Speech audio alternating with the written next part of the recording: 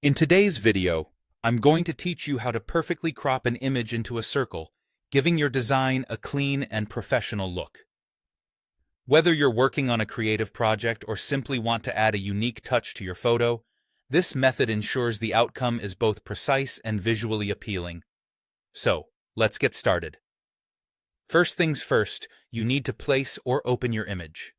To do this, navigate to your File menu and you'll want to choose either Open or Place. Once you have your File dialog open, browse through your files and find the image you want to crop. Select it, and it will appear on your canvas, ready for editing. Next, we want to draw a perfect circle which will serve as our cropping shape. Head over to the Tools panel and select the Ellipse tool. Here's a quick tip. As you're dragging your shape across the canvas, hold down the Shift key. This nifty trick ensures that you draw a perfect circle rather than an oval or any other unintended shape. Take a moment to position this circle exactly where you want the focal point of your image to be visible. Now, let's convert that circle into a mask, or as it's sometimes called, a clipping shape.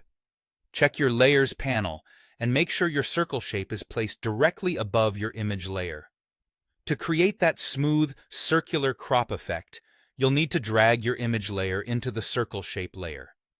You should notice that your image layer becomes nested or indented under the circle layer.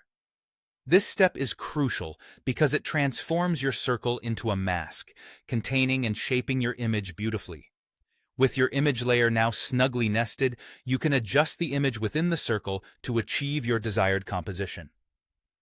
Click on your image layer and move it, scale it up or down, or rotate it.